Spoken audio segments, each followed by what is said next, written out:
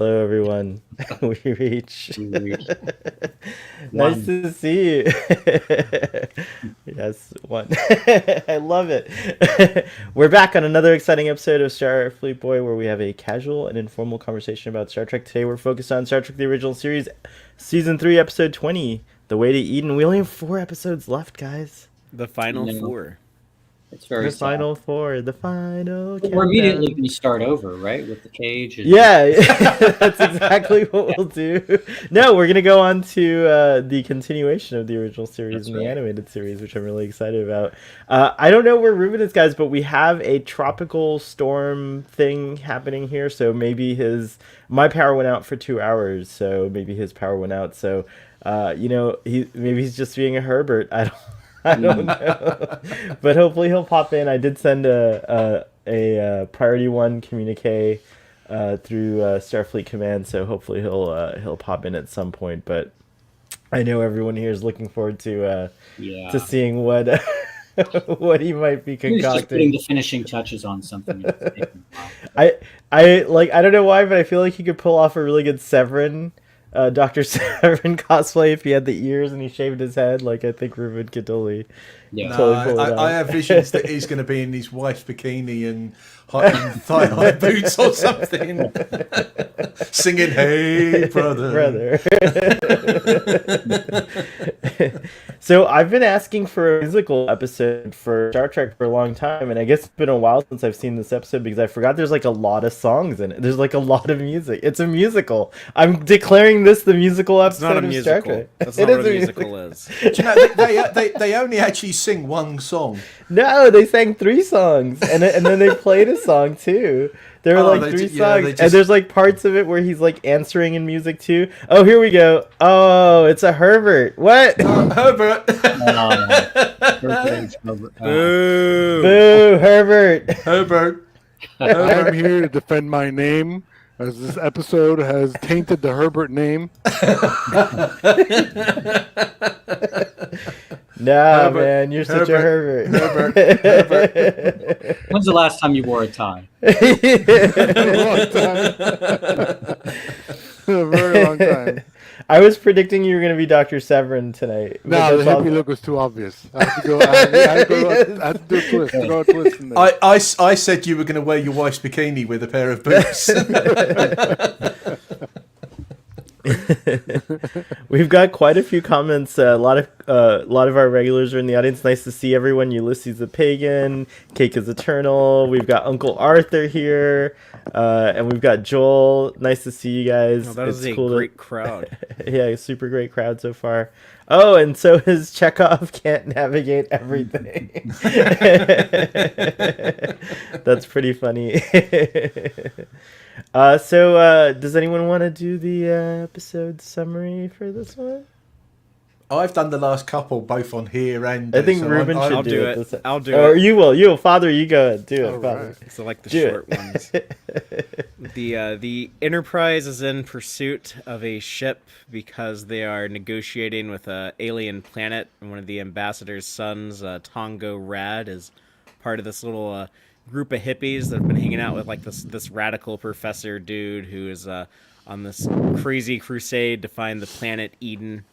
And they bring them on board, but they're like these weird space hippies, and you got Adam running around playing the space guitar, singing songs, and they're calling people Herberts and stuff, and all the Enterprise crew, they're like kind of like squares about all of it. They're like, oh, like I don't know what these weirdos are talking about or whatever, but the episode's a little nuance and shows like, oh yeah, there's like some appealing things to like their messages and stuff, and then some of the crew are like, okay, yeah, that's kind of groovy, I can get on board with some of that stuff. But at the end of the day, they are radicals. They take over command of the Enterprise. They set a course to their Eden planet, and Dr. McCoy is extremely concerned because their leader, Severin, right, that's his name. Yeah.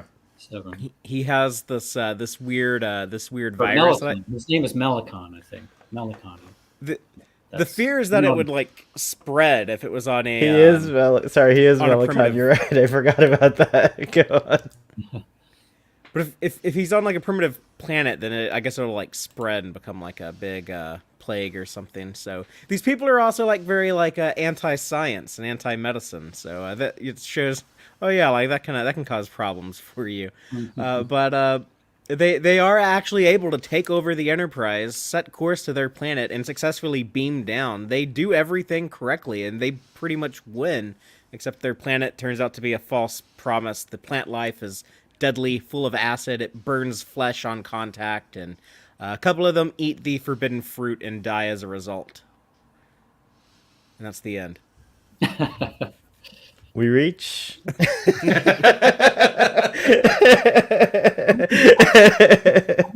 a while. What kind of capper does it have? How does it like? What's the final sort of moment? Does it just leave with them on the planet? Spock and Chekhov's ex. Spock tells her, "I hope you continue your quest for Eden, even if you never find it, and you have to make it yourself."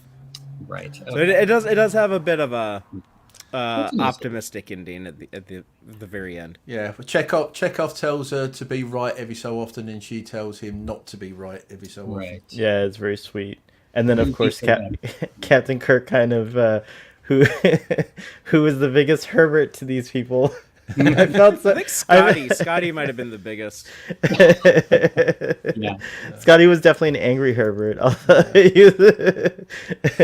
But I like They're like dehumanizing. They're like, oh, these freaks. One of these things was in the academy. Or like Chapel being like, I thought animals belong in cages. I know, it's terrible. Is this the first episode where you hear Pavel Andreevich? Yeah, I think so. Probably. Yeah. Yeah, Because they don't say that again until like the movies, right? His middle name. Because it's Urena that calls him Pavel Andreevich. Yeah. We'd heard Pavel before. Yeah. Super good summary, Fathery. Nicely done, and I like the little forbidden fruit, flourish that you threw in there. You did that on the fly. It was nice. Not pre-written. Very cool. So what did y'all think? Let's start with the Herbert in the room. So what were your impressions? Herbert. No go. Atrocity to the Herbert name. Oh, Herbert, you are stiff. You have a hard lip, brother. Man, it's hard for me to not go into hyperbole with this episode because I've always loved it since I was a kid. I love Deborah Downey, the blonde woman who sings with a bunch of the songs. Oh, the one who plays the bicycle wheel. Spock, yeah, Deborah Downey. Yeah. The bicycle wheel. I saw like a poll on Twitter recently about like your first crush or Star Trek crush or something like that. Yeah. And I was like, I think she might be mine because wow. When I growing up as a kid, I didn't see the episodes in order. They were all reruns. So right. I may have seen this episode first before anything else. Like this might have been your first Star Trek episode. But like it might have come earlier than it would have come if I had seen it in order. So like, yeah, I don't know. I love her. Like this episode is just amazing to me. And now watching it as an adult, I was like, wow, it's still good. Like the tension's there. The threat rises every act. Like there's a bunch of little social commentary if you want to get into that. Severin to me is an amazing villain. He's kind of like a Lex Luthor. He's this engineer who knows acoustics and can create mind-altering shit with sound. He's like a Marvel villain. This guy's great. I was like, this episode has everything. Chekhov and his girlfriend. You learn a little bit of Chekhov's past. Like, I was like, dude, this episode's freaking amazing. Like, is this one of my favorite Star Trek episodes of all time? I was like, I don't really do that sort of thinking, but like, I was like, if I had to do a list, I was like, I think I have to put this up there because like it's just, it never gets boring. And then like the tragic ending to this Lex Luthor getting what he wants, and like the interesting thing that he's not like this like mustache twirling, I'm gonna kill everybody. I mean, he does threaten to kill everybody, but like he has a motivation that kind of you can relate to. Like he believes in this heaven, and like he just needs to get there. That's all he's trying to do. He's just trying to get there. He even says like how he's not he doesn't tell, he's such a great villain because he doesn't even tell he says like at one point that he doesn't even tell his people what to do. Like they're all free. Like he's not their leader. They just happen to always do what he wants them to do, And that's him. Well, I mean, he is insane too, which is right. very evident when you start to hear Well, when you start, yeah, exactly. When you start to hear some of his thoughts, you're Yeah, like, he's got a oh little yeah, bit of like that cult leader status. exactly, Right, yeah. Like who was J- Jim Jones, right? The Right. Jonestown guy. Like Yeah. that guy wasn't always like bonkers. Like he started off with like some I guess like decent like social movement ideas, but yeah, then like he went totally off the deep end. So it's like that kind of happens It's like when those David Koreshes, like Charles yeah. Manson too, Yeah. who actually didn't really murder anyone himself. He just like directed these Right. people Got everybody to else to do murder, it, yeah. you know, like, and through like There's peace definitely a and Charles love Manson and vibe to him, yeah. yeah, There's- doing drugs and whatnot, you know. there's even like a little bit of that with I mean, you could say like a figure like, you know, like Gene Roddenberry creates like this cool TV show and everything, but then after you yeah, spend cult like of personality. yeah, sort of. you do college campus tours for a decade in the 70s, and all of a sudden you're like, oh, I'm like this great modern philosopher. Look at like I created like this entire like movement of redefined pop culture and also like the potential of humanity. Like it kind of like goes to your head and you go off the deep end. And it's Good great. point. Fantastic villain. Like, how much better can you get? You know, like he's super smart and super psychotic at the same time, and it's balanced out in this motivation of getting to Eden and eating the weird pears with the. Rob Zombie He is the sampled modern that. day anti-vaxxer. He is the He's an anti-vaxxer. anti-masker, anti-vaxxer. He's a carrier too, which is just like compounds the Typhoid issue. Mary, yeah. Typhoid Yeah, I Mary. wondered how much of the disease had addled his mind, and had he gone like to the point? Who knows? There were like so many questions. Like he was like, I have to be there. Like all this stuff. It's like sometimes these viruses like force you, like they actually manipulate the way your brain functions so that you're no longer in touch with your higher cognitive frequencies, and you're all like you're kind of all instinct. And that's kind of like the vibe that I was getting, is that even though he was immune, he was a carrier, so it must have had some effect on him, like something. So it was interesting. I don't know, there's a lot. Well, And I also mean, the knowing, whole well, the he whole could have thing been a of good person, but imagine knowing that and knowing that you're walking around killing other people, yeah, it's Like, and crazy. Joe drives them. I mean, you can look at it a bunch of different ways. And I want to say one my last point. On top of everything that I said, you also get a bunch of funky, cool space hippies and a bunch of awesome music. So The it's music like, was really great. It's like I a like the music. top-notch episode, man. Just top-notch. I was watching. I watched this episode 3 times today. Once on my phone while I was making breakfast, and I'd be like dancing around with like the like yeah. Like they went crazy in this episode, man. It does feel like a lot of effort went into this though. It doesn't feel like one of like the cheapo season 3 budget is slashed. None of the actors really putting their heart into it. Like this one, they feel like they actually like put like a lot of effort into it. And I think Yeah, maybe I it's just agree. like the guest stars, like having Adam prance around on the space guitar, or I guess like Chekhov like getting to do something. Like Walter Koenig always was It's a just big like, episode for Chekhov. yeah, he was always just like chomping at the bits, like get more material, get more screen time. He says like he always loves any of the episodes, any of the movies that like gave him more screen time. Like Star Trek 5, he's like, yeah, like it's not a good movie, but I had like so much fun making it because they gave Chekhov more stuff to do in that than Star Trek 6. Yeah. Yeah. Who wants to go next with their thoughts? Nice, Ruben. We rarely Fantastic seen you this episode, man. excited. I couldn't believe how much it impacted me. Looking at it now with 45-year-old eyes. Just being like, wow. Yeah, I always knew I loved the music and the goofiness of the hippies, but I kind of always remembered it as just being the goofy hippie episode. And then watching it now, I was like, oh, it's not that goofy. It's actually pretty damn good. It's aged well. Yeah, it's like Hey, very I always- modern. It doesn't. It has the B story. It has like all the components of like a modern kind of episode. I want to see Ruben's top 10 list. I always appreciate how you go to bat for these episodes that aren't universally loved. I mean, there's this, you like Plato's Stepchildren, Patterns of Force you really like too, the Nazi one. It's like, it's great. I'm always curious, but I'm curious to see what your top Adam, 10. why don't you go next and share your thoughts on this episode?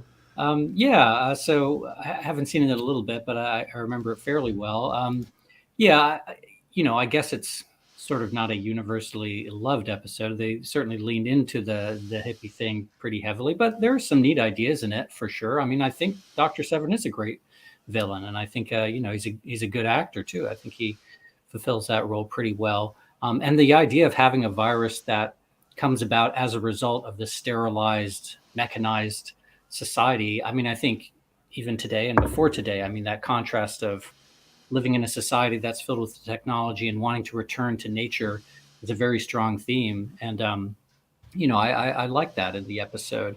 I And wondered if they had these super bacteria strains back then to like where they base that off of, because that actually is happening in our world right now. There's these like crazy bugs that come out of like hospitals and like, Oh, yeah, like there's a history of understand everything. Yeah, I mean, I'm medicine not sure gone wrong, science gone wrong. Kind Where of thing. everything's so sterilized. I don't know what the actual data on it is, but I know a lot of people are like, concerned, like, oh yeah, like kids don't like play in the mud and like get exposed to like a lot of germs anymore. So things are right, and that's certainly one of. I mean, my daughter has a number of food allergies, and that's kind of one of the possible theoretical bases. But why do kids have these so much more now in developed Western countries? Is it because they're not getting the same exposure to germs and et cetera? But I thought You mean like when we used to play outside and drink out of a hose pipe and things like that? yeah, exactly. Roll around in the dirt for and not come home until 7 o'clock. I was so prissy. I was the kid that never did any of those things. I would watch my friends and be like, "That's disgusting. I'm judging you." I remember playing football, American football, in a park in Fairlawn, in the thunderstorm, in the rain, in mud, and we were just out there like throwing the ball around like no big deal, just like lightning going out. We're like, yeah, we're diving in mud and like, ah. Yeah, And you get home in the bathroom now. but there's an appeal to that, right? There's an appeal to wanting to be in touch with the earth or in touch Right. with nature in that way that you can see in a futuristic society when we're on this giant, empty metal shell of a starship going through space that maybe, you've kind of lost that. So I think, the setup for the hippies, well, motivation was pretty good. I mean, some of the outfits are a little over the top, but those are all young. Right. You know what I think now as a middle-aged guy is like, wow, those girls are really hot. It's like when I was a kid and I would watch that episode, like these people look ridiculous, but whoa, no, those outfits are great. I'm all about it. So, yeah, I mean, it's kind of a fun episode. I do like that. Chekhov has more to do. I mean, I think, we all probably know the backstory of this being originally for Dr. McCoy's daughter, Joanna, and, DC Fontana's, it was the script rewrite that drove her out of the series. She couldn't deal with it. She didn't write for it again. I think that would have been a better script. I think that tension between, McCoy and Kirk would have been interesting. But, it's nice for Chekhov to have something to do, even though it's not really very consistent with his personality. I mean, he's kind of usually portrayed as sort of fun-loving kind of, I don't know, not necessarily establishment kind of character. The young character is supposed to appeal to the kids, and in this episode, he comes off very stiff. But it's nice that you get to see him a bit more and a little bit more with Sulu too. He has a moment or two. So yeah, I like the episode, even if it's it makes me smile. For sure. I was smiling throughout the whole episode too. Fathery, you gave a great summary. Is there anything else on top of that you wanted to say? I was a big fan of this episode from the first time I saw it. I remember it being a favorite of mine from very early on, and I was always kind of surprised when I started talking to like other Star Trek fans, and I was discovered like this one gets a lot of hate, and a lot of people like don't take it seriously and just kind of dismiss it.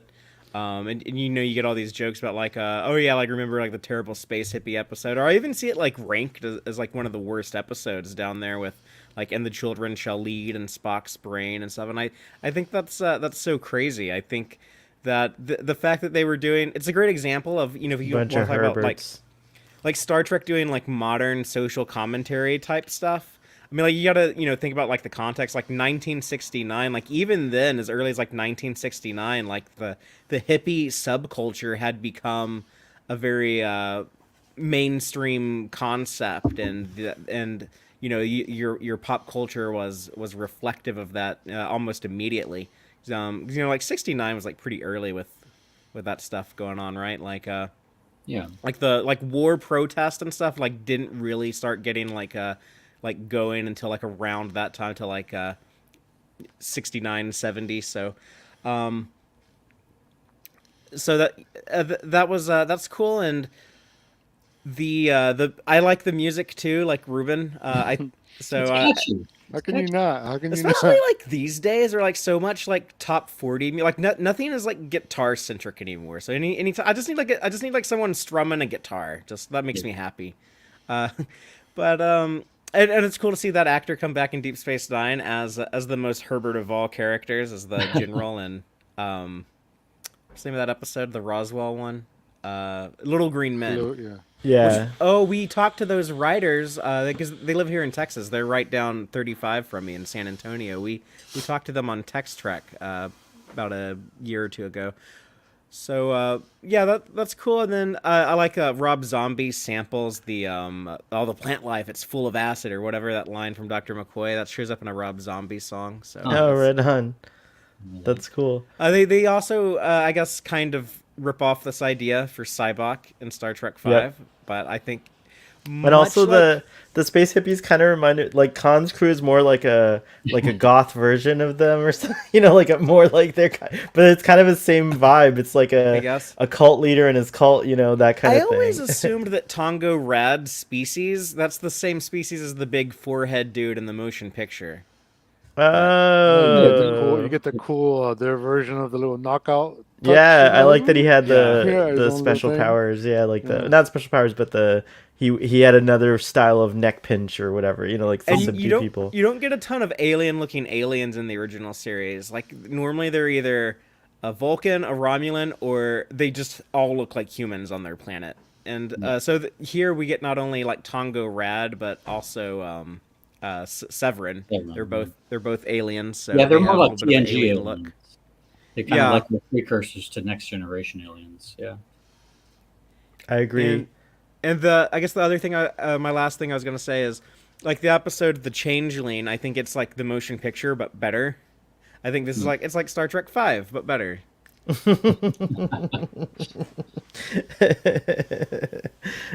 No, what you don't like? What does God need with the starship? I and love all- Cybok, but I like a lot of stuff in Star Trek V. There's other Star Trek movies I like less than it. Like I would take it over Insurrection or Generations any day, but I think that just as a story, as the final product, it doesn't measure up to The Way of Eden. Even though Cybok's a better character than any of the new characters we get here. Ian, what'd you think? When I was younger, I always cringed at this one. I just found it cringy. I just don't know why. I mean, rewatching it, it's one of those ones. I've had it on about 3-4 times around the house over the weekend. Were you a hippie or were you part of the counterculture? No. See, I was a Herbert. that's probably why you found it cringy. I grew up and joined the Air Force, so I was never really going to be a hippie. You're a Herbert. No, I'm just kidding. a Herbert, but yeah. but I do think that we're softer to the counterculture now. That I feel like the counterculture has kind of like become the culture in many ways, at least here in the States. I mean, on the surface, it is a little campy. The look, they have that. Right. Look is very. I think that's what I struggled. I struggled when I was younger. I struggled with the camp so much. I couldn't quite get it. The older I've got, I'm sort of there. I mean, as I said, I'd had it on a few times during the house, and I could walk around the house and listening, knowing exactly what was going on in the episode. And I didn't really need to watch it. I could listen to it, and I just knew exactly, and I knew who everybody looked like and all this stuff. I mean, we've said it about Severin. Always the best protagonists are heroes and right in their own head, and everything he was saying that he was right, he was doing right by the guys, the hippies, he blamed the Federation, he didn't recognize the Federation. There was all these things, so he was, in his mind, he was the hero of the story. And he was leading he was leading everybody to Eden, which would be, it was going to be this utopia. Everybody was going to live right. Little did he know that, it wasn't going to be that way. But yeah, I enjoy it more as an adult than I did as a kid. As the kid, I just didn't quite get it, and I struggled with it. But yeah, it is a cracking little episode. I was a bit distracted with the bit where at the start is the first encounter between Pavel and Irina. Was the eye makeup for Pavel? They really made it dark, and I was a bit distracted by that because later in the episode he doesn't have it. So I don't know whether he's been a bit more Herbert-ish because of that, or because he felt like he'd been left at the altar, for want of a better phrase, when they were at Starfleet Academy.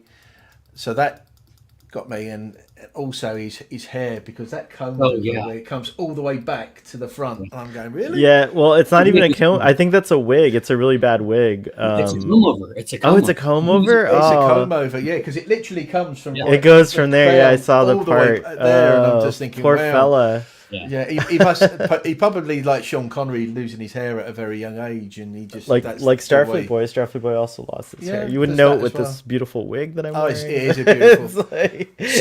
See, the thing is though, you could have taught Walter Koenig so many good things with the wigs on the wig front.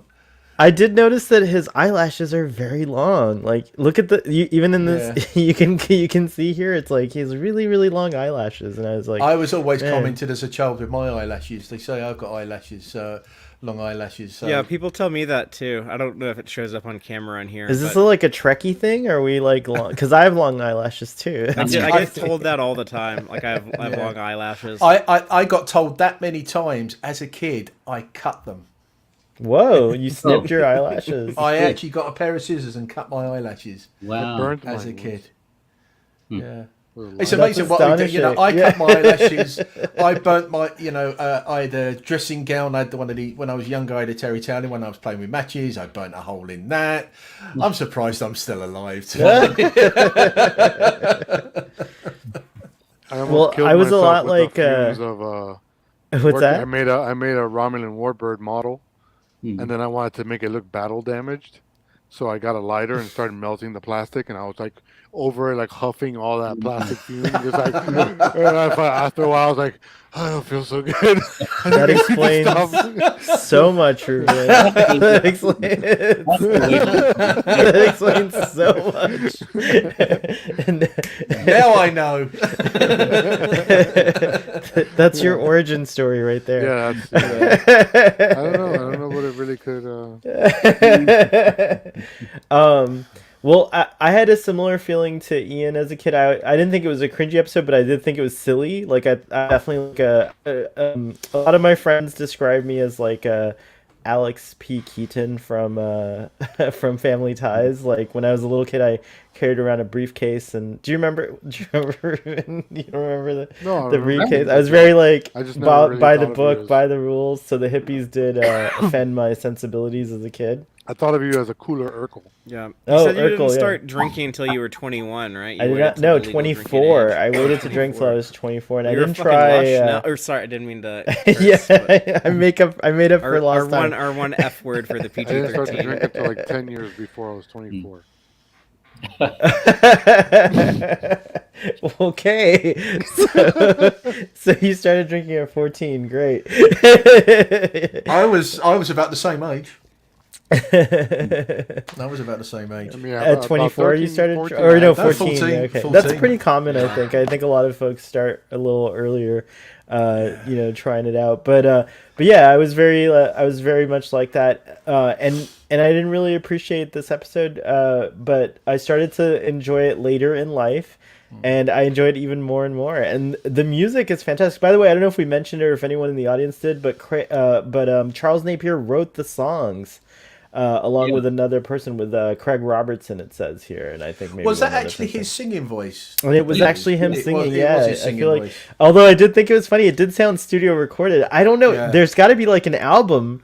I can't imagine these songs are not out there somewhere. I'm totally gonna look for them and jam out to them. I think that's the album. Charles Napier sings Star Trek. I would kill for that the slow version of Stepping Into Eden. Oh yeah. Oh my lord! I was like, good lord, keep singing, man. But there's Hey Out There. There's Looking for the New Land. There's there's Heading Out to Eden, and then there's like Hail, it's called, I think, which I don't remember which that one was. The Like Hail. So good. But I think he did the lyrics. I think well, maybe he did the music too, but I think some of the music was written. Maybe that other guy was the boyfriend of Deborah Downey, who played the blonde. Gotcha. He was only 18 at the time of this episode. Yeah, it She was like never her first role, I think. Yeah, and her last. She never acted in anything else after that. Uncle Arthur says I guess he's talking about her, Deborah Downing released an album, so so wow, I gotta go check that out too. I love those. I love like Spock. Sorry, Leonard Nimoy's album. I love William Shatner's Oh, album. Leonard Nimoy Yeah. is terrible. He cannot sing. But I still enjoy it. Like it, you know what? Singing, it is great when someone can actually sing. But the fact that he's like so into it, like I love. I just love. Like, He gave every project, every job he ever took on, he gave it his all. He But did yeah, really give it his all. He was yeah, not a good singer. I like the album that Gene Roddenberry did with Mark Leonard, where he's talking about Pon farr. Yeah, I've never heard that. I've heard of it, but I haven't heard. I don't know if I've heard even heard clips of from that. It's like there's a Gene Roddenberry Pon farr thing. On the second disc of the motion picture soundtrack, the one I've got, it's Gene Roddenberry, and he talks to a few others, and he actually does speak to Sarek, and he goes into about Spock, because obviously what they do is we've gone totally off a tangent. That It's all right. they actually remove Spock from the womb. They bioengineered him because, to do that, and then they put him back in the womb after a bit. Otherwise, he would never have survived childbirth. Coming to term. Because I think they were saying about a Vulcan pregnancy terms longer than a human as well. So there was those type of things as well. So yeah, it's I have listened to it because it does answer a few things. It's about an 8-minute track with Gene Roddenberry as Gene Roddenberry and Mark Leonard as Sarek. So it is quite interesting. Okay. Yeah, and that's that was like the second disc of the, not a recent release, but I don't know, 10, 20 years ago, the release of the motion. But yeah, I think I may even have that, but I think I heard it in I first heard his interview with Shatner, and Shatner was so kind of just blowing off this interview that I didn't listen to the rest of it. But yeah, but no, if you listen, I think it's about track even 6, 7 or 8. It's one of those ones where they do go, and it is an interesting listen. I was having so much fun talking to y'all. I forgot the slideshow completely. Yeah, I think I've even got the track on this PC. This PC I've got. I think. Oh, right on. Maybe you can share it with us on the after chat. I'd like to hear that. That's cool. Yeah. I don't know if we can share it on here.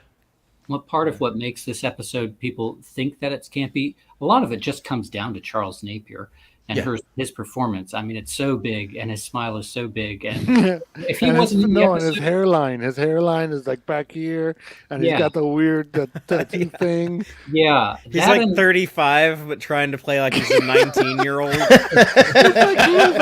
like he was auditioning for like 90210 or something, like a high school. That's basically what Starfleet Boy does. But just kidding. That unlike Severin's ears, if the ears were not as cauliflower-esque. I don't know if those two things have been changed. I wonder if people would really think this episode is as silly as it is, because it does have some very serious bits in it. I mean, that part where they'd use the hypersonic, ultrasonic, whatever to knock out. They're going to die. I mean, it's pretty heavy.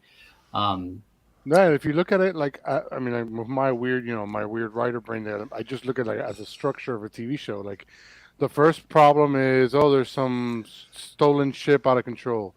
Beam the people on board. There's some weird hippies. Okay, cool. Then next problem. They're kind of disruptive. Then the next problem. Now they're trying to be really friendly and getting to know the ship. Then they take over the ship. Then they fly it into Romulan space. Then every act is just pushing the story. Like, if you're just trying to I love that their remove concert, the hippie part, and just I love that their it. concert is irresistible. Like, everever's dancing. I mean, like it's like only Scotty guy and at the Kurt. console who was just like he's like the whole time.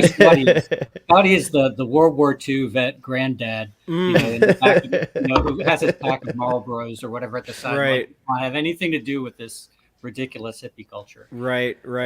But even like the music thing, that was like a thing too. I remember I have an uncle who was a Vietnam veteran for that entire war. He was a corpsman in the Navy, so he was a medic with the Marines. But he was there from 64 until 75 or whatever. He saw that entire war, and he said Vietnam was like it was just like a terrible, like bad mistake after bad mistake. Every president involved with that made like terrible choices. Everything. The war sucked. But he says, but at least we got some good music out of it. Yeah. Yeah. That's the truth. This scene here that's up here where they're chasing Severin's ship. One of the things I really liked, first of all, you're right about like how well it was filmed and stuff like that. It seems like they put a little extra or something into it. But when they transfer the power to the tractor beam, the lights dim on the bridge, and I thought that was like an interesting little touch. Like they're starting to. I don't know if we've seen this before, but it was the first time I noticed it, and I love that little detail.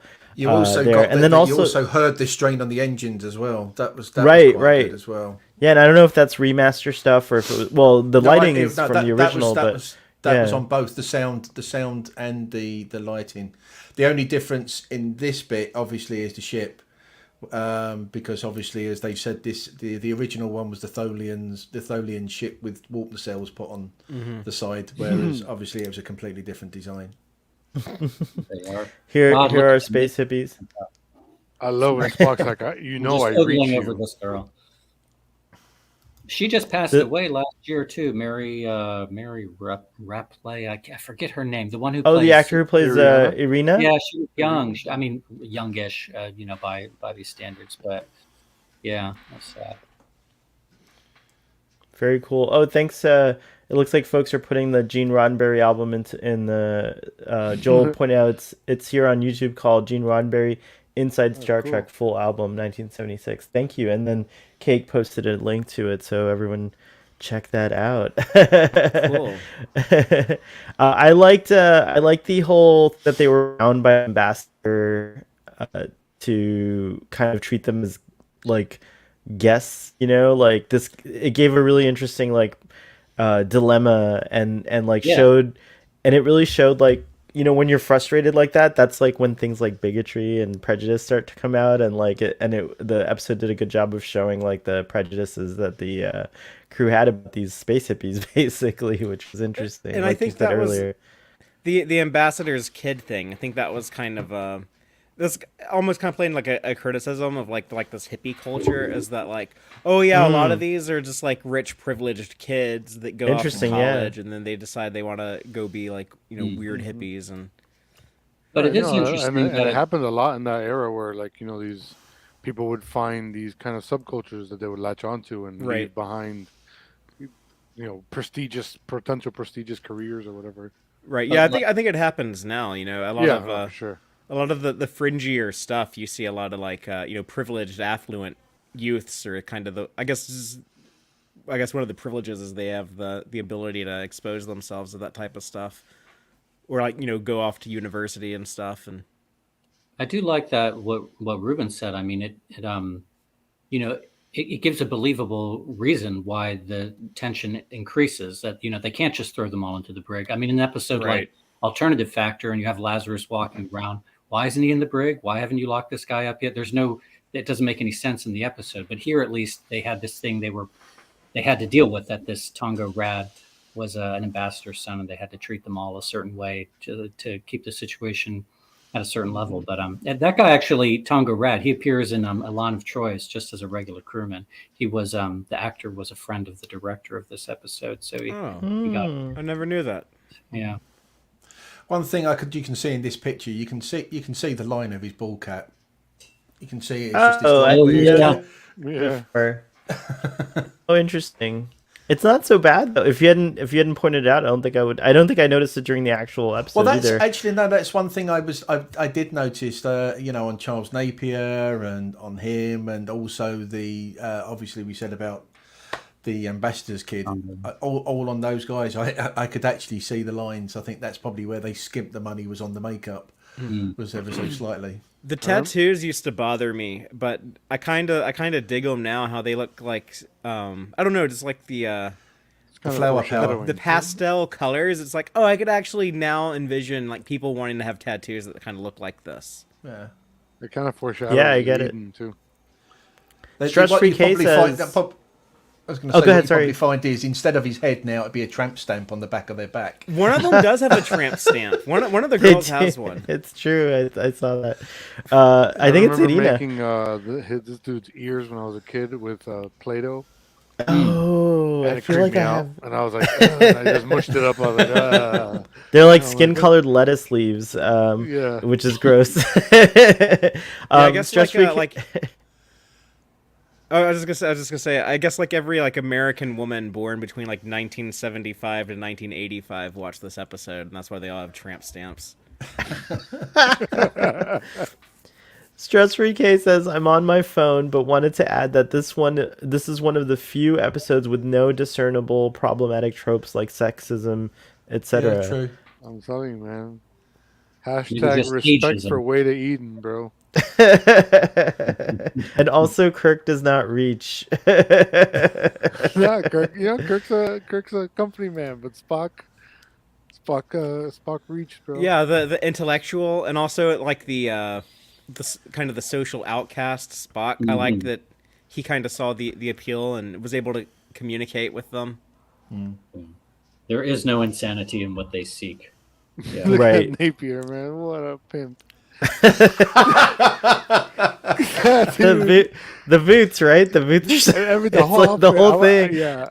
I I want to feel like cosplay this year. I'll What's the next start Star Trek working out convention? and getting fit so I can just cosplay in that outfit actually at the next Star Trek convention. I'll just Could you imagine the amount of people when they saw Charles Nath going, I really dig those boots. I want those boots. It's like the same design as those clothes in that Next Generation episode where Wesley runs into the garden. You know, the Yeah, Edo, Justice.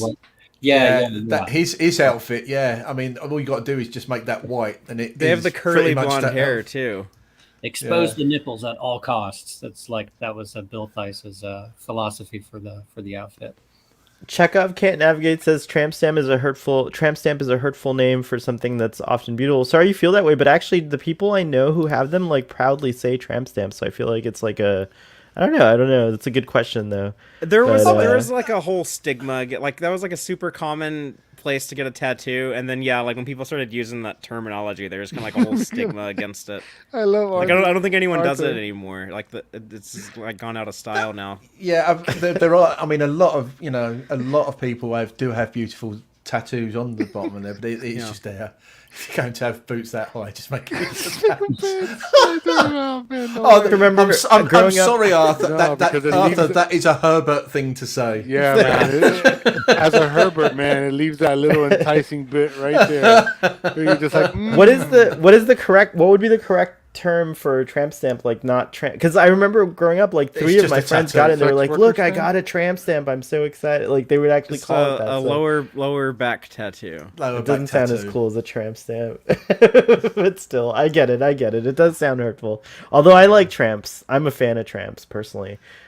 He's a tramp, but they love him. Sorry, okay, way off Disney tangent there. What did you guys think of the what's that? That's what I was just saying.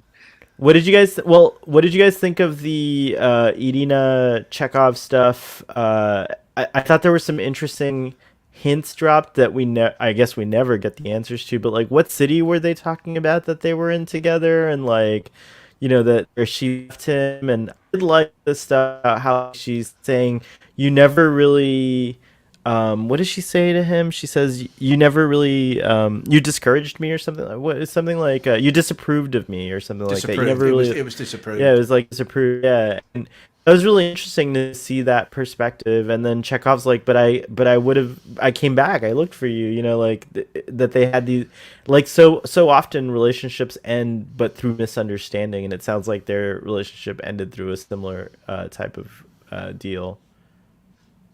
They get reunited in Star Trek Continues, right? Isn't there an episode where both Walter Koenig Yeah, and I think so. Mary Rappel, I need to remember her name. I can't remember. But, yeah, I mean, I sort of liked, again, it's always nice for a secondary character to have some more to do. And it's nice to have someone's past come up so that they're not just kind of like a wallpaper on the set. She's gorgeous. I wish her Russian accent had been a little better, or at least Chekhov's a little bit. That was kind of hard, but yeah, no, who knows why their relationship ultimately ended, and it would have been nice if they could have mentioned her again. I don't know. She needed the director to be like, don't stress it so much. Just take it down a notch. Just a little bit less. Yeah. Nurse Chapel gets a few moments, not like a lot, but like now I can't help but thinking of Jess Bush and thinking, oh my gosh, yeah, she's just taken Nurse Chapel to a completely new level. completely new level. I like this stress free came up with. I'm gonna start calling them top of tushy tattoos or TTTs. top of tushy tats as well. I like that. Triple It's very Ts. cool. So, triple T's. There you go. Perfect. We solved tramp stamps on Starfleet Boy. I love that. Well, in America, because people in the UK be going, "What the hell's a tushy?" Oh, Doing the Lord's work Yes. here on Starfleet. bum, top of bum, right? It would be the Bum tat, top of bum tat. You can't win. You can't win. It's just impossible. We get this really interesting scene. I like this scene with Dr. McCoy. I like how upset he was at the whole scenario and the whole situation. With Severin, and I like that he even talks about like the bacteria that I think it was a form of staph or something, which is again so relevant today because we're getting these like super infection bacteria that become that way because of our sterilization efforts. So I thought that was really interesting. And this is where you start to see Severin as kind of a villain, I think, because he is being like, you could tell he's being like ignorant of it. Like he's a scientist, he knows exactly the repercussions of being a carrier. He knows everything, and that's why I like Dr. McCoy's anger in the scene. I don't think he's being ignorant. I think he's actually he is choosing not to. It's a choice. No, he says he didn't know. Well, no, but I don't think it's that he admitted to. He admitted to right. He Spock admits that it later. That's what I'm saying. Is like he knows what's going on, and he's still doing it. Like I don't think it's not ignorance. It's willful ignorance. Really, it's just like it's like intentional. It's just insanity. He can't. He can't cope with it, and he's just gonna double down on this. I've got to get away from everything technology. It's this is. He's just he's. I think he's probably in his mind. He's thinking if he goes back to basics, for want of a better way, that he's going to be cured of it. Yeah, because he's going to be in natural. He's going to be on a new planet, fresh air, all that type of thing. I think that's Right. in his mind. That's what he's going to do. May make him whole, right? Like may make him. Yeah. it's like one of these people that they're just like obsessed with, like, oh, I just need like natural medicine, and I just have to like reject all of the science and tea tree oil. That'll solve. If you it. really think about it, he's trying to get to somewhere that's not populated. Yeah. Bleach in the veins. Sorry. Well, actually, you say that he was in Patterns of Fools, so actually we could go there with a certain ex-president. Yeah, it's true. Well, you were gonna say, like, Father? The real life stuff, just I know like the whole term like anti-vaxxer has gotten a lot of traction in recent years for obvious reasons, but even before the COVID pandemic, there was a lot of concerns of like, oh yeah, a bunch of like modern people are like rejecting modern medicine and rejecting vaccines and stuff. And speaking of like hippie culture, Austin, Texas, where I live, it's kind of known as like the hippie part of Texas, just from being like an old college town, I guess. But even like before COVID, like we had kind of become kind of like a hot spot for like anti-vaccine culture. A lot of people here like don't want to like have their kids get shots and stuff.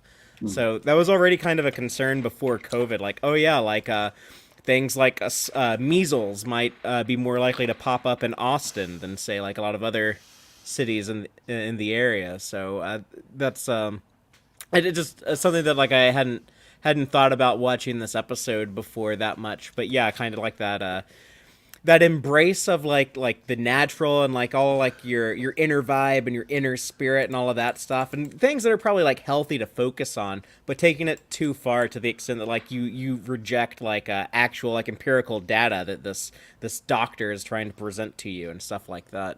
Yeah. He gives the others like this like empowerment, but that's how he like kind of controls them. Ulysses is saying like he seems to get off on the power he has over the others too. Poisonous comes off as disingenuous. Yeah. So poisonous. Sorry, poisonous. I would actually like to. I've actually, there's a comment there by Snoopy McQueen said this is one of their least favourite episodes, and I would love to know why. Oh yeah, tell us, Snoopy, and nice to see you in the chats. Yeah, we'd love to know. Jill's pointing out monkeypox may test the will of anti-vaxxers. Well, and in Severin's case, in comparison, it's like at least he sort of has a reason to be an anti-vaxxer. I mean, usually it doesn't come out of nothing, but it's like Right. He's in sort our of world, these people thought that, it's causing autism. So that was the seed that got planted. These vaccines are causing autism, so we're going to go away from it. And of course, that was baloney. But in his case, he got a real disease that was sort of caused by the and even though it sounded like they could help him at this point, he snapped and he couldn't deal with it. Well, yeah, because he was just like in basically saying, reality, "You like did this even- to me," didn't he? He's saying, "You did this to me." Like Right. the reality is, even the best vaccine in the world has an error rate, has a failure rate. Yeah. Even if it's tiny, it still exists. So some people, the 1 out of every billion or whatever it might be, do get sick, and he happens to be one of them. And so he. Well, that's he the has that's the very much insane reason. sociopath part of it, though, is that he goes nuts about it, wants to get to heaven. Yeah, exactly. Like, so he Whatever, blames. easy. Although I have to give the actor a lot of this scene here in particular was so good between him and Spock. Like I actually could see the charisma, in other words, that he has and the influence he can have over others, because you feel it, like really feel like a reverence. Even though it's insanity, you do feel he's committed to it, like that he's actually like feeling those feelings. And I think big ups to the actor. I can't remember his name at the moment, I'm blanking. Mccoy. Thank you very much. He should come back where the planet actually just took decades, but the planet absorbed him and he became the planet, like a living planet, like Ego, and he's just like Kirk, and he's just coming after Pike. Well, I guess it would be Kirk. Season 2 of Stranger Worlds. It's such a great example, Starfleet Boy, that when you look at this scene now, and it's these kind of cheapo sets. This guy is wearing, he's got no shirt on. He's got this crazy outfit. The head is covered in that. You can see the line from the skull cap and the big ears, but they're so invested in the scene, you just believe it. I mean, it's not. There's no snarkiness. There's no. I'm not comparing it to modern day stuff, but I love how they commit to it. Yeah. Well, I would say most of my critiques about Star Trek, especially in the modern era, were centered around visuals. But what's made me kind of like soften on that and kind of change my mind is that even today, like the shows or not, I think the performers are always so strong in Star Trek, and I think part of that has to do with that they're hungry. Oftentimes they're not known, or they're they're this is their shot, and also being Star Trek's no longer start moving away from being. Star Trek was once counterculture itself, in a way, it was a niche thing, and now it's become the biggest I've ever seen it in my life, at least. And so I feel like, it is attracting more renowned performers, but up until all the new shows, like pretty much all those actors are pretty unknown and pretty new, and they give it their all, like no matter what it is, and I think that's one of Star Trek's overall winning things, is that that the show can transcend like the special effects and the sets and the setting, and it transcends that if you really watch the shows, they transcend all these like things that people might have problems with, and ultimately the performances are just the greatest thing about Star Trek. There's so many good ones. What was it the LA Times described Sir Patrick was an unknown British Shakespearean actor? Well, yeah, I mean, it's certainly, you can certainly, but I think TNG is part of that, that newer era. Like I would say, of where with TNG was like the last kind of like that, where Star Trek was still, I think, counterculture, because TNG, DS9, Voyager, Enterprise, that whole era was another boon for was like a very successful era for Star Trek, and it's led to everything we've had since. So yeah, it's just, I mean, but going back to the roots here and going back to the origins, I'm glad that that's one thing that seems to continue as a tradition throughout Star Trek is that there's these great subject matters and great performances that they try to tackle. Whether they're successful or not, I don't know. But still, I think he really. But going back to what he's saying, is it Skip Homier or whatever it is who playing Severin? He was really, really invested in selling the character for this episode, I think. Yeah. I agree. Snoopy has an answer for you. Boring third season writing is starting to decay. Snoopy, we're all disagreeing here, but it's cool that it's cool that you feel that way. I'd love to know in what way is it boring, because I didn't get, as I said, when I was younger I didn't get it, and we've already we've already gone over that. But it'd be interesting to see what is boring about it, because we've picked up an awful lot of things. I mean, obviously Uncle Arthur was saying James Doohan called this a nothing episode, and he can't disagree with him. I actually do disagree. James Doohan, like Scotty, was the biggest Herbert, apparently. I like this scene, and again, I can't help it. There was I felt a real strong connection to the most recent episode of Star Trek Spock Muck, where in this scene, Spock is conveying to Kirk. Kirk's like, why do you agree with these guys? Like, what's the deal? And Spock's like, no, it's more of a fascination or a curiosity, because I myself am an individual who is an outcast in a way, or that is an alien among my own, an alien people, among an alien in my my people. own world. Yeah. There you go. And we get that kind of explored further in the most recent episode of Strange New Worlds. So good timing, Starfleet boy crew, for us to have this connection. Just wait till next week. Oh, Father. I reach, man. I reach. Nice. We reach. All I'll say, Father, that it's so now. It's just so now. It's so now. It sounds, man. It sounds. But you really like that aspect, and again, can't help it. I just have these moments where I have to connect it to all the new stuff. This is one of the most delightful scenes in the episode, where Spock is working, and Adam comes in and he's like, oh my gosh, what's this thing here? By the way, our friend Arthur in the audience has one on his wall at home. So he has a Arthur, Vulcan lute. He has one on his. Yeah, he's had it since he was a teenager. You're the coolest dude, Arthur, that you've had that since you were a teenager. He confesses that he hasn't mastered playing it, but neither did Leonard Nimoy. You could tell it's. I still love it, but you could tell at times that it's definitely not the. That instrument probably can't make music, is the way that I'm guessing. Yeah, none of the instruments in this episode actually make music. Yeah. Oh, you're telling me that bicycle wheel never was an instrument? Oh no! I'm heartbroken. Now today you can make that into an electric instrument today, though, with but it doesn't have a soundboard or anything. So, it does have. It suggests that it is electrical. A little Raspberry Pi in the middle of it. It does.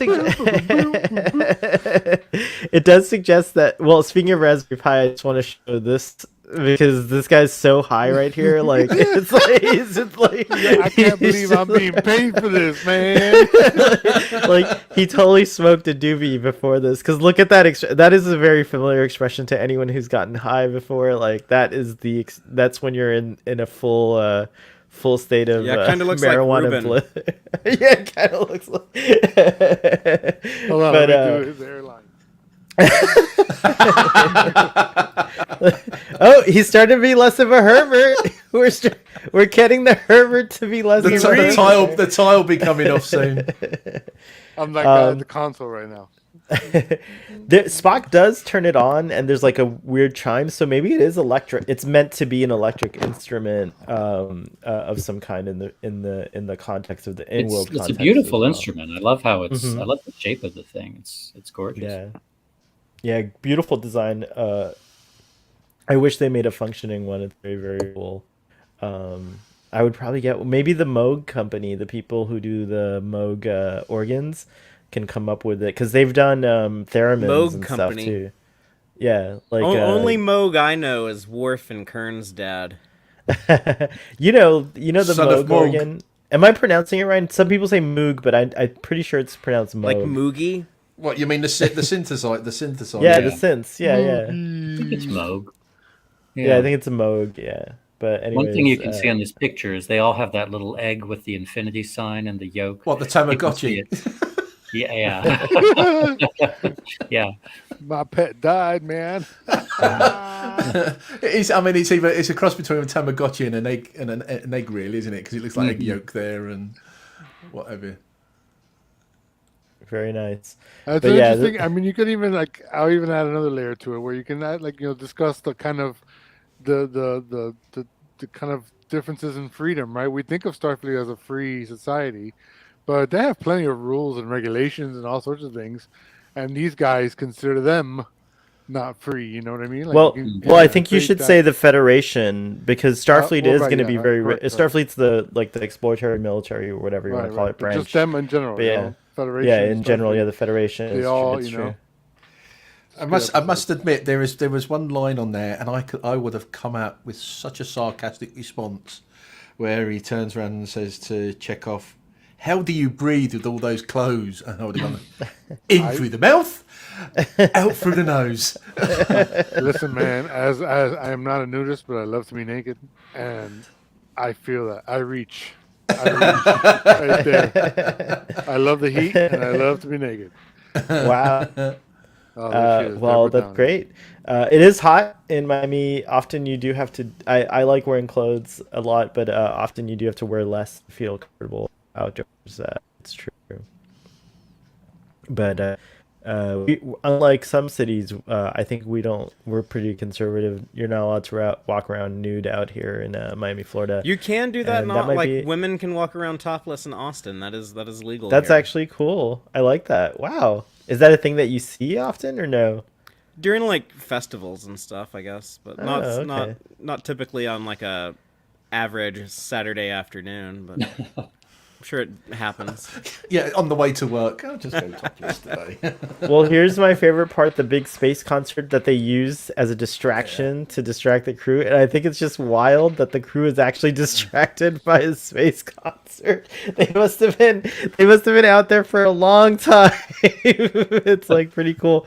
But it was a groovy, what song was it that they were singing in this one? It was Looking for the New Land, I think. I think that's the one. I'm gonna live like a king and eat the fruit and throw away the rind and whatever. Yeah. Yeah, Live brother. like a king on whatever I find. Yeah. Eat all the fruit and throw away the rind. Hey, Yeah, brother. I, What does he I would say? actually I would say this was more of a jam session than it was a concert. This was But the Yeah, crew but is like, so look, everyone hardcore. on the ship shows up. I mean, there's a huge you- crowd you have to here. consider- I like Spock jamming out with them. There's how many? Yeah, that people, was cool love too. How that. many people on this Enterprise? Roughly the crew. How- 430 or 400. something like Right, that. and you gotta really Yeah. think this is high tech stuff. Like the ship flies itself for the most part. You only need a few people to watch things. Like I think of modern cruise ships, like you don't have like this army of people piloting the ship. It's just a few people. Yeah, you have an army of people like doing all the service. Yeah, so there's a lot of off time when it's like you're going from planet to planet. It takes a couple weeks. And they don't get a lot of Yeah, dude, extracurricular movies, activity. space The last movies, one man. was Hamlet in Conscience of the King. Yeah, They that didn't was even 2 finish the years play, ago. So they're starved for something. Yeah, I haven't That's had why, a by- performance on board in 2 years. That's Yeah. why by the TNG era, they're having like concerts like every week in Yeah, 10 yeah. forward and poetry reading and like. And, yeah, they're doing plays and all this shit. And and holodecks. So they're like, we don't want our crew to get subdued guess by they were, space like, hippies ever again. beaming themselves into air pockets on the outside of the ship for Enterprise bingo. Well, that was Una and La'an.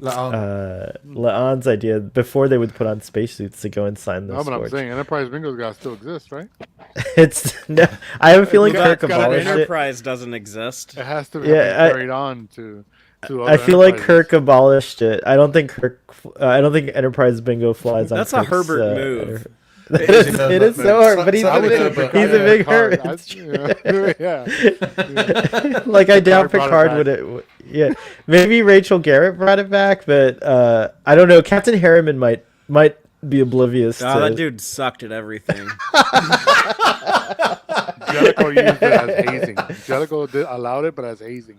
Like, he turned Wow. off the force field for a split second just to freak you out in space. Oh, jeez, Jellicoe, man. Make it flicker. Oh, man. Yeah, somehow I don't think Jellicoe would allow anything like that. Here we have, I just wanted to point out how many, there's a lot of hotties. It feels like they got all the hotties out for this episode. I feel like I have a lot of Star Trek crushes. This episode has it all. It's Eye like... candy, music, threat, It's a great really villain. good episode. It's true. So they finally take over through the auxiliary control, and here's where you find out, where you see their kind of like cunning. And Kirk's still trying to plead with them, but he's still herberting all the way to the end here. So they finish up the work that Chekhov and Spock were doing, and they locate the planet Eden, and it's in fact in Romulan space. So they set a course for there, which creates the dilemma. It's like any minute a patrol could find them, it could create a war and things like that. So as Ruben was saying, the stakes keep going up.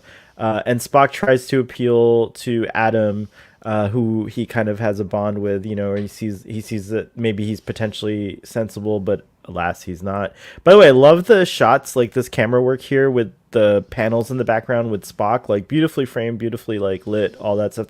There's lots of moments like that, but Leonard Nimoy gets a couple of beautiful shots in this episode particularly. But so what'd you guys think of the whole climax and how Severin comes up with the sound thing and to subdue the crew and all of that? Well, and lies to Urena, saying no, Oh, I'm yeah. not going to kill anybody. Yeah. Well, it doesn't kill. I don't think it does. It ends up not killing anyone, right? Well, Because I guess because Kirk shuts it off. That's right. It's destroy that she actually says destroy, not knock out. She says destroy because even the I keep forgetting his name, the ambassador's son. He said it does destroy, and obviously he agrees with him when they're sort of whispering to each other. I actually think it is cleverly done. It was their way. Otherwise, they were never going to get out of there. Otherwise. They shun, Ulysses says they shun technology, but use it to achieve their goal. And Jill elaborates on that. Hypocrites. They shun the chips that they arrange, hijack the ship. Well, they set that up. It makes sense because they explain that this guy is an expert in these technologies. Kirk was super impressed at who. Yeah, exactly. But also in things like sound wave and harmonics. So I could almost see like the hippie side of that, where he's all into like vibes, like vibrations and. And Urena was studying science in Starfleet Academy as well, right. So they did all know this. Well, a couple of them knew their stuff anyway. They should have hooked up Adam's little guitar thing like it was a massive amp, and then they put in the earplugs and just lets loose with a couple power cords. Weaponize it. Yeah, I really wish. Yeah, I really wish they had done that. That's amazing. Could you imagine? Okay, that's a great. And then, song. Then to stop him, Spock has to do the same thing to the Vulcan lute, and they basically have like a guitar off, like a Scott Pilgrim thing. Yeah, but with 60s effects. Yeah, Spock Pilgrim versus the world. Pilgrim. It's like one of them plays a sick solo, and then the other one has to counter it. Oh gosh, somebody please, somebody do this. Trek battle. Oh my gosh, so good. They get a lot of mileage out of this clip of everyone falling over from Spock's brain originally, but you see this a few times in season 3.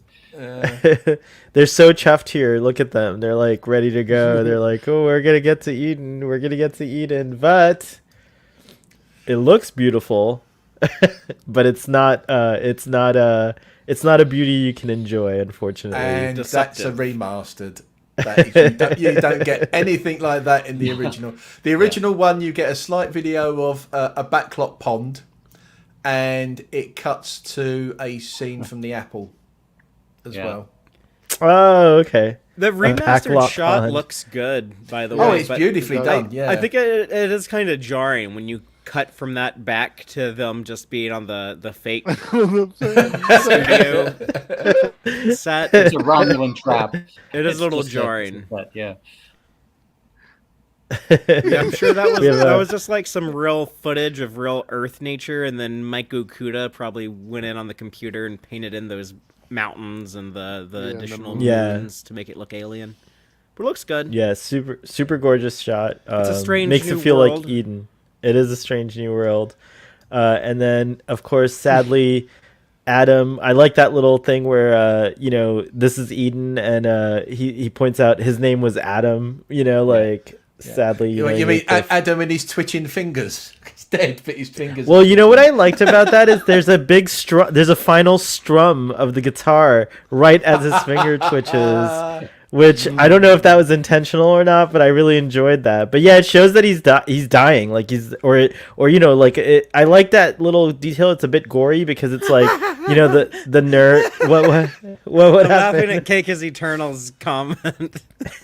Was that the durian fruit challenge? That's from Oh, yeah. Enterprise Nice, Bingo. yeah. The most Yeah, recent episode of exactly. Strange New World. I don't know That's what very durian funny. is. I don't. Durian is gross. It's this disgusting smelling fruit that apparently is delicious if you the eating part is good. Yeah, some but people love it, the but it's smell is right. like It smells like it's rotten awful. Rotten Yeah. meat. Yeah, it's gross. That's funny though. That's a I great also kind of cake. I have to say, Chekhov's scream is very consistent to what he was in the motion picture as well. Yep. His Yes. scream is very much the same. he's- And it's screams the a lot. hand. Chekhov's a And his screamer. poor hand. He gets his poor hand injured, just like in the motion Yeah. picture. Burnt also. his hand again. Poor Chekhov. But yeah, it's crazy. It's Absolutely, wild. I will not interfere. It was a Walter Koenig ad lib that that Robert Wise let them. Oh use. yeah. That's right. Where did we It's hear true, that? Was Chekhov's that good. did I feel like I just Motion learned picture. that myself that was an ad lib. Was that in something in the remastered? I don't know where that was from. Yeah, was that in when you saw the 4K edition of motion picture? Is in that little thing, that vignette? They do, maybe. Maybe. I I don't know actually where I heard learned that- about it. I heard that from him in person, either on the Oh, cruise okay. or in Chicago recently. I think it was on the cruise. Actually, he mentioned that. Huh. I like that it's Galileo 2. You know, they at least acknowledge the original one was destroyed, even though I don't think they had Galileo 2 on any of the other appearances, like Metamorphosis. But Oh, okay. Oh, that's cool. I had noticed the Galileo too. I hadn't seen it before. Thing that gets me, everybody's in the space in the shuttle because they burnt their feet. So what do they do? They get them out. yeah, Well, That's all that's Well, it. I got the impression it's the grass that burns, not the sand. Maybe I don't know anything Yeah. that's just got to beam like them out of there. Yeah, but, you I know, mean, they could theoretically, beam you're from the shuttle yeah. too. They could Why also is there just like a have- little trail in the dirt if it was like an uncivilized planet? Each blade of grass is actually just a tiny tentacle of an octopus that stretches for like Ooh, miles and like a miles, continental-sized yeah, it's like just little yeah. tiny tentacles sucking on Like your Murder Planet and Prodigy. feet. They're just sucking on your feet as you walk on it. Ay. That's really elaborate. Write that down. That's actually a good Strange New World idea. But the path father is because it's because it's a set, but also maybe there's animals that do. Oh no, there was no significant Well, animal life or anything, right? Like, Yeah, I mean, like animals can do that. Like, I mean, like growing up, like we had like a lot of cows, and like the cows would create like little trails in the grass, like where they would like walk and stuff. Right. Mhm. But the thing is, if there was anything indigenous to that planet, they would it wouldn't bother them. So Well, There yeah, are there would be cows animal full of life, but acid it would roaming have this evolved world. for that world. Right? yeah. Yeah, like the xenomorph from Alien. You know how it had like acid Mhm. blood. Maybe this is its Yeah. home world. Yeah. Oh, that's interesting. that's what they've got. They've got it just over the mountain. That's where all the eggs are. But I do love the idea. I do love the idea of, this reference to the expulsion from paradise. Like, no matter how hard you try, even if you reach Eden, because humanity was expelled from Eden, it's no longer it's no longer available to them. So even if you find it, it's going to be poisonous in some way or retaliate against you because it's no longer yours. And I love that idea that's there. It's like it's put into that. I love that like whole mythology in that story, and it does come up again, as you guys said, in Star Trek V and stuff like that, as we know, not as you guys said, but as we all know. But yeah, so it's very cool. And then again, Spock saying make your, the whole point is to make your own Eden. I hope you find what you're looking for, but maybe you can make your own. And I love like that message. There is no perfect paradise. We're just like everything will just be handed to you. You just pick the plentiful fruit and enjoy it. Like the only utopia is the one that we make ourselves, and it's a very Star Trekian message, I think. Yeah, except that all these guys get assigned to the Tantalus colony because of the crime they committed of taking over the Enterprise. So they got to find their paradise in jail for the next 30 That's years. right. But, they'll get rehabilitated. Yeah. It mentioned Tiburon. The prison, like where Tom Paris was at, looked pretty cool. Wasn't too bad. In New Zealand? New Zealand. Looked pretty nice. Well, the Tantalus colony had that mine thing, so yeah, I don't think Tom had to go through that.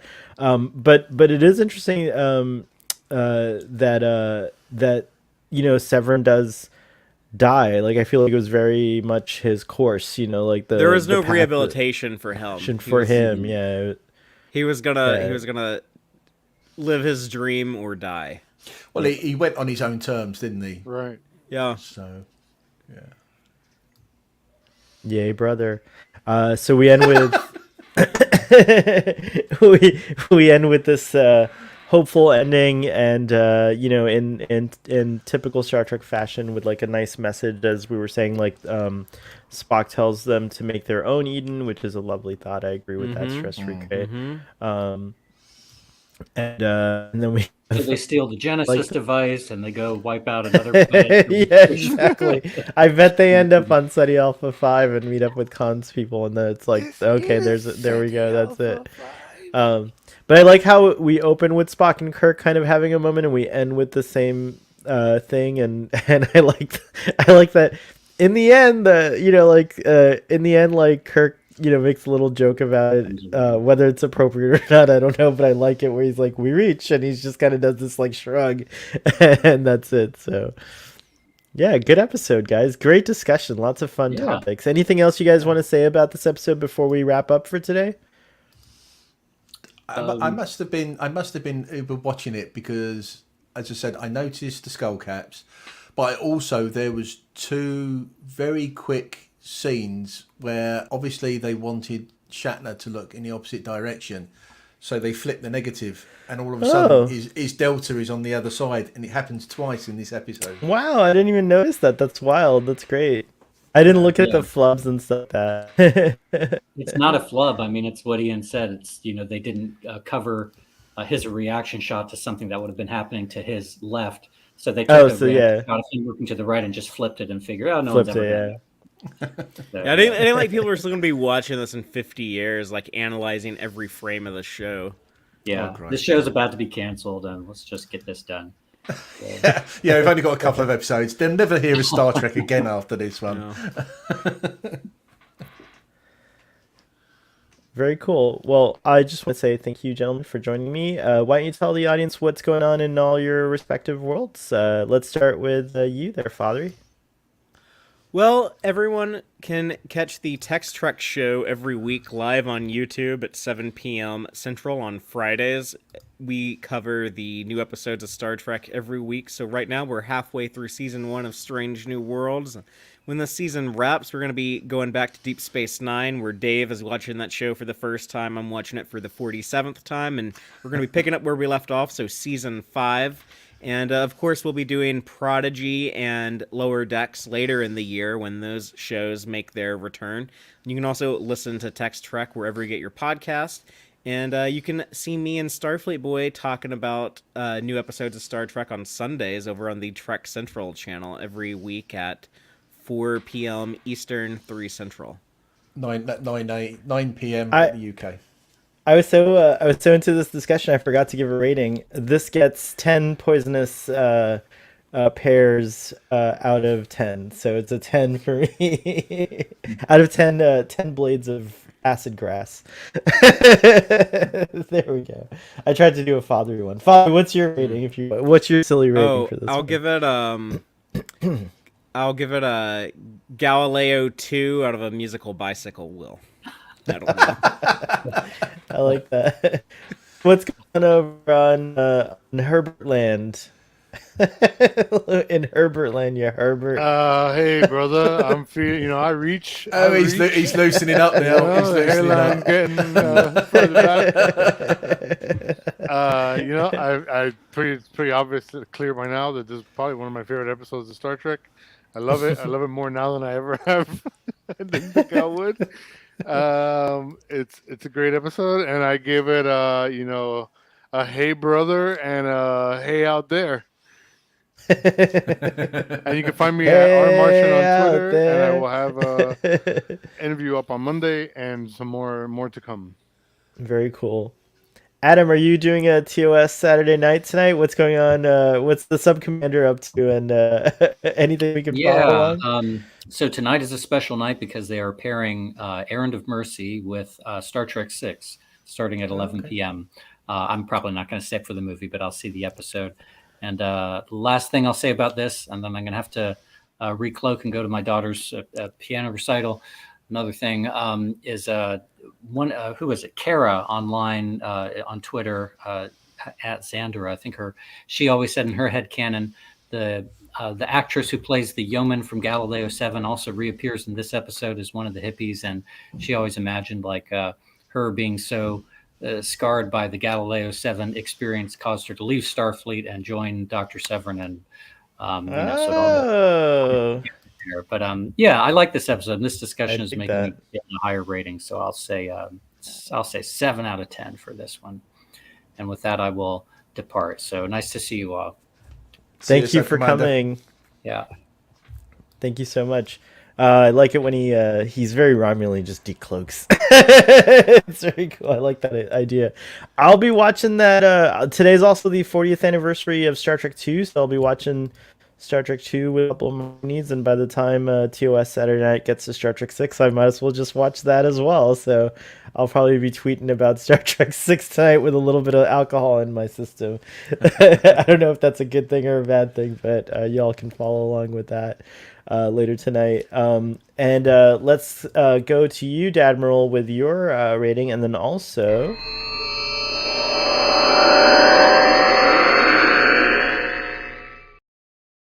I heard you're on TikTok now. I am.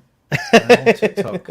Yeah, I've fully went into it this week. As you probably know, if you follow me on Twitter, I did the Blue Bricks TOS Enterprise build, which is behind me, as you can see.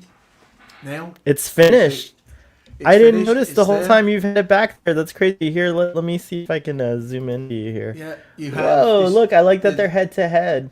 There's got the Blue Bricks one, and then you've got the Mega Blocks one there. Wow. So I will be doing a video, but what I did was I did do a time lapse, and I cut it into 4 segments. So you have like anything from about 45 seconds to about 90 seconds of time lapse for the build on this one, and that's pretty much what I'm going to be doing. I'll be doing my builds still on YouTube, where I'll still do my narration, and I'll also do my thoughts on it. But I will be just putting the little mini build of about a minute and a half of the build itself on TikTok. I joined a while ago because I'd watch a few people like Sean Ferrick and what have you. But I started really properly posting videos this week. So as I said, I've done that thing there. I also put the Protostar build in, and I'm getting good reaction actually. I'm getting quite a lot of likes. I think I've had one of my videos has had over 3,000 views already, which is wow. You're like going to be a TikTok star like our friend Shaka. That's awesome. In comparison to I'll get like about 40-50 views on YouTube. But I've had about 3,000 on TikTok, so it's quite interesting to see. But yeah, TikTok supposedly has the manipulative algorithm apparently of all the social media platforms. In other words, when your stuff gets put out, it's genuinely based on like people discovering it and liking it and stuff like that, rather than like a spooky algorithm. I'm seeing more and more Star Trek content go on there now. Yeah, there's a couple of great Star Trek related sites, and a lot of Trekkies that I follow on Twitter or on TikTok, and they make great videos. Starfleet Boys on TikTok, but we're kind of inactive. I got to do more on TikTok, but yeah, I like TikTok. It's a good platform. It is, yeah. So as I said, I will be doing a video of that one. I'll be doing. I've got a couple of. I did a couple of builds last weekend, which I've got to edit and everything. One was the Deridex ship, and I did Voyager, and there is another one, and I can't remember which one I did, but they'll be coming out sometime soon. Now I've finished building because that was my concentrate for this week, because I've had a week off work and did that one, so I'll be getting back to putting content on. But I'm also on Instagram as well.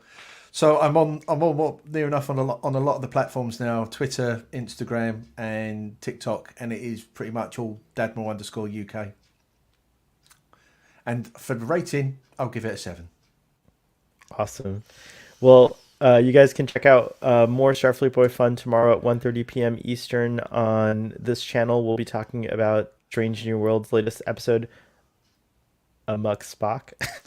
Yeah. By the way, they're Amok using Spock. it Spock different ways. amok. Like, Spock Spock- amok. oh, Spock amok. I didn't even say it right. I can't say anything right. Starfleet Boy doesn't get titles right.